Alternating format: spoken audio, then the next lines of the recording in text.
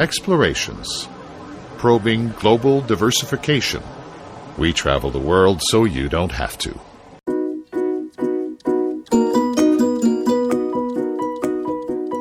Hi, I'm Nina Hilger. Welcome to the Many Faces of Autism. Here we will discuss the different diagnoses associated with autism. In our first show, Meghan Graham of imamom.wordpress.com will talk with her 19-year-old stepdaughter, Rebecca, about her diagnosis and how she deals with them. Hi, I'm Meghan from imamom2.wordpress.com on the show The Many Faces of Autism. I'm here with my stepdaughter, actually, who would like to speak to you about her separate diagnoses and how things are a little different in managing the everyday for her. So explain more about each of those diagnoses. What does Asperger's mean to you? Asperger's for me is social, but as well routine, things, how you live your everyday life. You have to do things differently at times, and which can be kind of hard. And then there's misophonia, which is which the definition is a hatred of sounds. However, it's more than that. It's specific sounds, and when you hear them, you can't tolerate them. It's not like you hate them and it's like it'll go away. It doesn't. You fixate on that sound, and it's just like it actually hurts. And what are those sounds for you that trigger you? Mostly it's people chewing gum and eating, or even someone clearing their throat, but as well it can be some other noises, like repetitive kind of noises, like dripping water or even a clock. Mm-hmm. And it's like there's other things, but it's not as bad as people eating or chewing gum. That is the worst for me. And is it other people eating and chewing gum, or is it yourself as well? It's both, but it's more other people eating or chewing gum, which can be very intolerable at times, and sometimes I have to leave wherever I am. And so why do you wear these headphones? I wear them, there's music playing in them, and as well they're also sound canceling. I wear them because it helps block out most of the noise, most of it. And it's how I have to live. I have to live with these headphones with me at all times. Even like walking my dog around the block, I have to put them on. Right.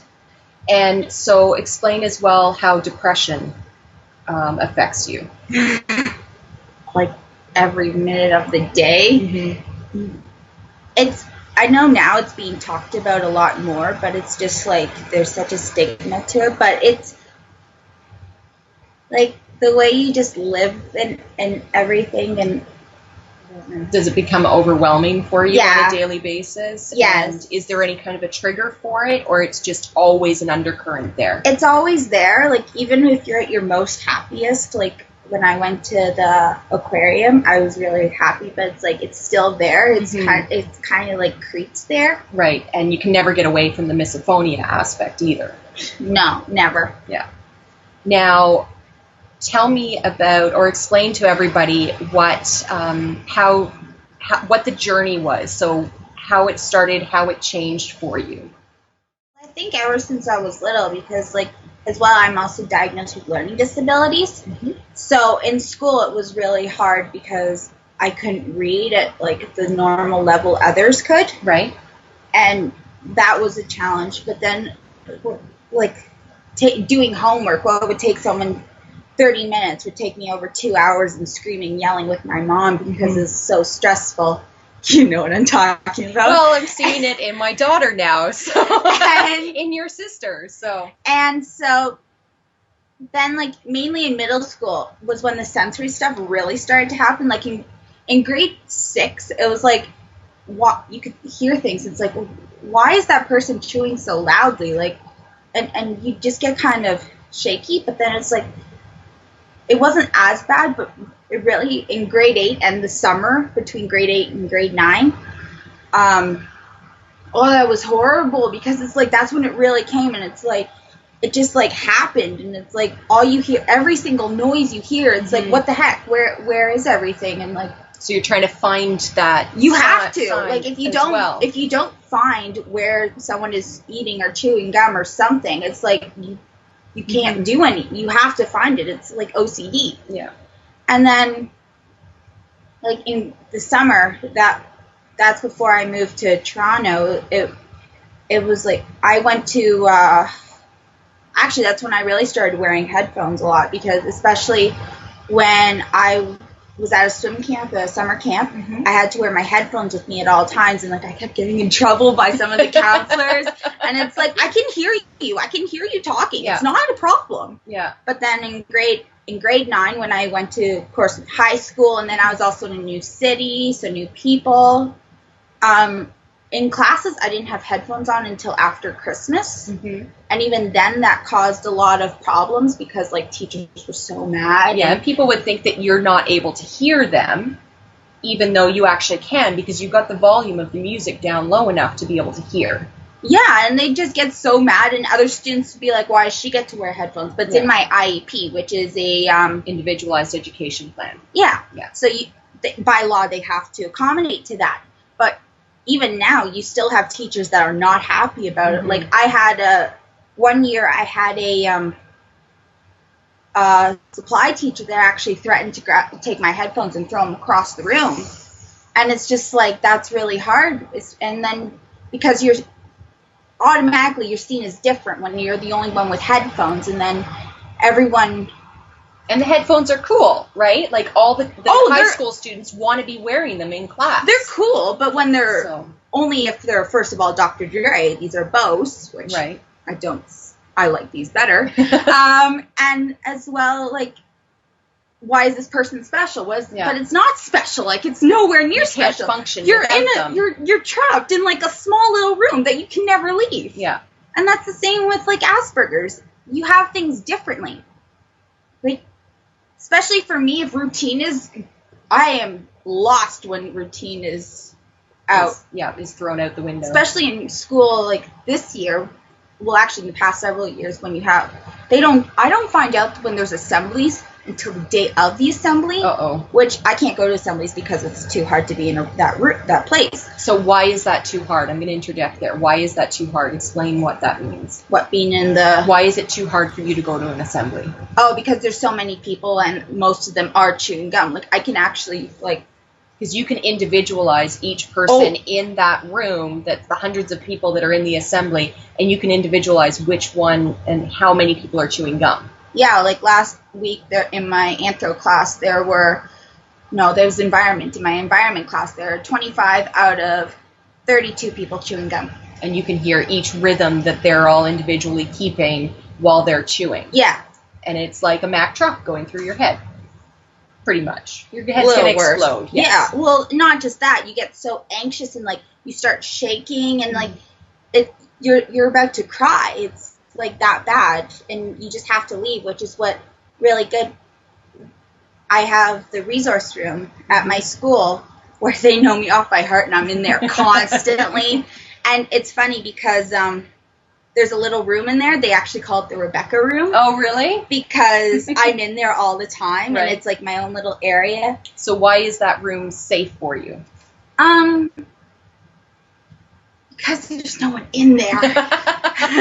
That'll do it. There's no one in there, and like as well in the resource room, because they have so many other students with other problems. Mind you, none of them have had my problems. Yeah.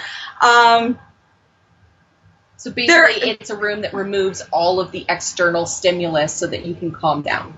Yeah, and also, like, one of the EAs, educational assistants, Miss Lewis, she gives me candy and pop all the time. Which Rebecca loves. and like, she's really nice, and so is my, the resource head, Miss Chang, and they just understand, they understand to the best of their abilities, and they're just so nice, and it's like, okay, she's not doing well today. She needs to stay in here, and she'll just go and sign in with her classes, but she'll do her work in here. And yeah, which helps that you're very smart, because you can do that self-directed learning as well. You can just. Are you kidding me? I've been doing that most of the year for some of my classes. It's really horrible because it's like I learn more by myself than my teachers have been teaching. Yes, but at least you have the capabilities of being able to do that as well, Yeah. which is awesome. So now swimming has been a big thing for you. Explain Yes. your journey of swimming. It's going to sound strange, but explain how, it all started and Actually, everything. it all started when I was really little. I always loved swimming. And now that I'm older, I've realized it's because you can't hear things. Exactly. You can't hear anyone unless, at my swimming right now, you hear people's watches go off and everyone's like, you heard that? But I started swimming at, like, swimming lessons, and then I did other things like water polo, synchronized swimming, but then I really got into competitive swimming. Mm-hmm. And that was the thing I loved so much. It's like, no matter how hard it is and how bad I felt, it made me feel better. And it calmed you down. And it helped, like, the anxiety, and, like, all the scientists will say it's in the endorphins and all this kind of stuff. But I really liked it. But after I moved to Toronto, after 2 years of being in Toronto at Toronto Swim Club, I had to give it up because it was too hard to take the streetcar or subway, and the swim practices were all over the city, which is a big city. Mm-hmm. And as well, I had a coach that would chew gum constantly. Mm. And other swimmers, and even though you're not allowed to chew gum in a pool, would chew gum and then jump in the water. Oh, and still chew gum while they're in the water. Yeah. And so it got to be intolerable, and it's like, as well with school, and it's very hard for me to kind of balance, because it's either one or the other you have to do sometimes. Right. So you kind of had the emotional capabilities of being able to manage swimming or school. Not both. Kind of, and not both. But this year, I actually joined a swim group. It's for older people, 18 and overs. Mm-hmm. And I've noticed such a difference now. Like, I feel so much better, even though it's twice a week, and it's like we still do a lot. Mm-hmm. But I'm hoping now to get on a university swim team, because they have several. They have, of course, their competitive swimmers, but then they also have, like, their lower swimmers kind of thing. Right. And I'm hoping to get on the lower swimmers, because I have nowhere near the times for the competitive ones. But yeah. So how long were you not swimming for, which is your passion? 2 years. Yeah. 2.5. I stopped in grade 10. Yeah. Middle of grade 10. Okay. And it was because of your various diagnoses and too much stimulation and not Mostly being able that, to... but also I had a really horrible coach. That would do it too. who always said that I need to stop being a baby and stop complaining, and it's like I wasn't, and also saying that, like, I had issues and stuff, and it's like, really, it was my Asperger's, and it's like, yeah, and that misunderstanding, I mean, I know that I saw it as well, because you actually had a vice principal tell your mom, do you remember this? Tell your mom that the only problem that you had was that she was too educated and expected too much of you. Oh, that wasn't the principal, actually. That was the resource head. Oh, yes. At my first elementary school. And this was prior to diagnoses. This was before I even got an IEP, because they wouldn't put me on the list to get IEP, so my mom and my grandma and grandpa had to help pay for that, because, like, that's really expensive. Yeah. To have an assessment done, do you mean? Or? Yeah. Yeah. And since, like, I don't know, I didn't really like her, but she didn't really help me out at all, that resource head. Right. But it's something that we come across often in the special needs community, where the parents are told that there's nothing wrong with our children, we're just bad parents. Especially if you have a PhD. And especially, it seems the more educated the parent is, then the blame is put on the parent, instead of actually addressing the issue that, Rebecca needs somebody to not be chewing gum around her so that she can actually focus on her schoolwork. I mean, it's a very simple thing, but yet as parents, we're told that we're the crazy ones. It's simple, but you have students that are, like, really horrible. Yeah, and especially once you get those teenagers in the classroom. So try to explain because you mentioned about going on the city bus, for example. Streetcar in Toronto. Okay, so the streetcar. So what is that experience? Explain that experience to you, because people know how they experience a streetcar in that it doesn't mean anything. It's just going from point A to point B for somebody who doesn't have any like the diagnoses that you do. What is that experience for you? Really hard, and I have to take it on the normal day twice, and then on the days I swim 4 times a day. Right. Well, I have a specific place where I have to sit, and it's right at the front, right behind the driver, because there's a wall there and then you're so far in front that you can still see like one person, but not as much. They're more like peripheral.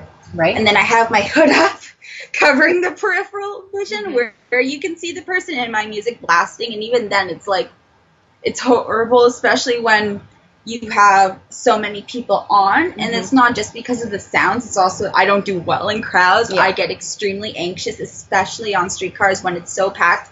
You have people like touching you with their bags, and you just want to scream at them, move your dang bag. I don't want it touching me. I don't want you touching me. Don't do it. And that's hard in the middle of rush hour when everybody's on the streetcar. Yeah, it was easier last year when I had spares first period every day, so I didn't have to go through rush hour. So what happens if you can't get into your preferred seat? Like if that's already filled and you have no choice as to where to go? Well, where my streetcar stop is, you normally have to wait a long time, and you never know when it's coming because it's one of those routes that's just unreliable. So you still have to take it unless you see a streetcar right behind, and those are the days I'm like, thank you. Because the one behind it will be emptier, right? So sometimes you think it's surprising. Oh, okay. But like on those days, you'd have to either wherever you can sit. It can't be one of those seats where you have to share it with someone, or else like that's just horrible. Right. Although I learned a new tactic once I moved into Toronto. If you have one of those seats, you like cross your legs and start shaking back and forth. Nobody will sit beside you. No one. And sometimes if you mutter a few words, you're good. Great. Okay. So does the length of the streetcar journey, does that affect you in any way? Sometimes. It can be longer sometimes. Sometimes it's like it drags on forever when it's only like about 10-15 minutes. Right. And other times... it's because of the overstimulus that's happening for you. Yeah, and then as well, even for me, like the fact that it sometimes stops, starts, like that makes me feel really horrible. Like, it's really hard to explain. Like, you just feel like, why can't this stop? Like, you get really angry. Yeah.